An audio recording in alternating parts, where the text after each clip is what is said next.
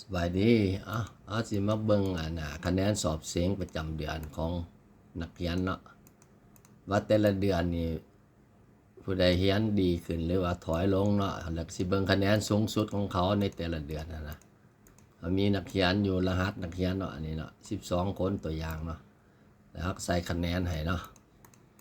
เฮาสิเบิ่งว่าคะแนนสูงสุดเท่าใดเฮาสิให้มันหมายสีเนาะโดยใส่ conditional formatting เนาะเอามาเบิ่งตัวนี้เนาะตัวนี้นี่เขาสิไม้เนาะเขาก็คุมพื้นที่นะนี่เนาะคุมพื้นที่แล้วไปโฮมแล้วไป conditional formatting เนาะแล้วก็ไป new rule แล้วอยู่ห้องลุ่มสุดเนาะมันเป็น as formula เนาะเป็นบนส่วนเนาะเขาคลิกใส่นี่เนาะเอาพิมพ์เท่ากับเนาะเท่ากับตัวนี้เนาะตัวนี้แล้วก็ให้มันเท่ากับ max เนาะmax มันค่าสูงสุดเนาะค่าใหญ่สุด max ตั้งไหนตัวนี้เนาะmax ตัวนี้แล้วก็ตัวนี้ล็อกแต่คอนลัมน์เนาะปลดเพราะว่าอยู่ในส่วนมันจะล็อกให้เลยเนาะวงเล็บและตัวทับอิฐนี่ให้มันแลนเลยเนาะทั้งคอนลัมน์ทั้งแถวเนาะเฮาสิปลดล็อกออกหมดเนาะปลดล็อกออกหมดบ่ให้มีล็อกเนาะบ่ให้มีสีแล้วเฮาก็ไปฟอร์แมตเฮาอยากได้สีหยังเฮาก็เฮ็ดเอาเนาะอยากได้สีสมมุติว่าสีเขียวฟ้าสีก็ได้เนาะฟ้าแล้วก็ไปฟอนต์เนาะแล้วจะเอาสีหยังให้มันเข้ากันเนาะอาจจะสีเขียวก็ได้เนาะตัวเข้มเนาะลองเนาะโอเคไปมันบ่เห็นตัวเลขปานใดเนาะเฮาก็สิเฮ็ดให้มันจางลงสมมุติว่าจังซี่เนาะเฮาไป conditional formatting คือเก่าเนาะไปนั้น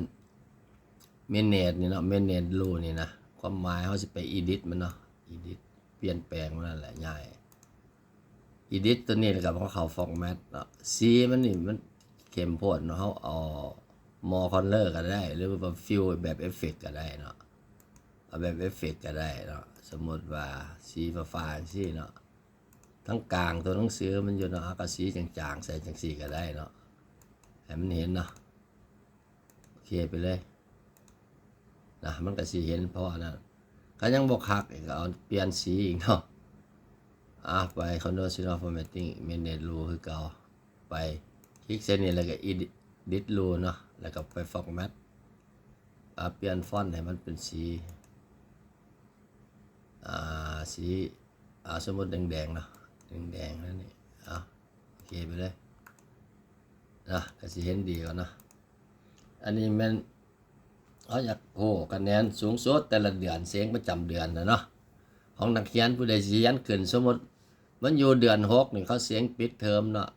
คะแนนเขาสูงสุดถือว่านักเรียนนี่เรียนดีขึ้นมาได้นี่ดีขึ้นมาเนาะผู้นี้คะแนนสูงสุดทำอิฐนี่เรียนนี่อยากถอยลงได้นี่เนาะแต่ว่าก็อยู่ในระดับที่ดีเนาะเขาเบิ่งตามคะแนนสมมุติว่าจังซี่นะเนาะแต่ว่ามันถดถอยเนาะแต่ผู้ต่ำทำอิฐนี่สูงขึ้นต้องพัฒนาไปเรื่อยๆเนาะจนมาฮอดพี่เนาะถือว่าเรียนเก่งขึ้นเนาะพัฒนาไปเรื่อยๆพวกเก่งก่อนนี่แหละแต่ถอยลงนี่เนาะมันก็บ่อยากคักปานใดเนาะทำอิฐนี่คือสิมันบ่หรือมันเป็นแนวใดเนาะอันนี้ก็เป็นวิธีสอบอยู่นำให้คะแนนนักเรียนเสียงติดตามแต่ละเดือนเฮาอยากเปรียบเทียบว่าผู้ใดเรียนเก่งเนาะเรียนอันใดได้คะแนนเท่าใดเฮาก็สามารถเลือกได้เนาะเพื่อเบิ่งให้มันง่ายเฮาได้เนาะถ้านั้นสิมาเลือกว่าตัวใดสูงตัวใดผู้นี้ได้เท่าใดสูงสุดมันก็สิยากเนาะเฮาหมายสีเอาเนาะโดยใช้ conditional formatting เนาะวิดีโอนี้จบส่ำนี้เนาะ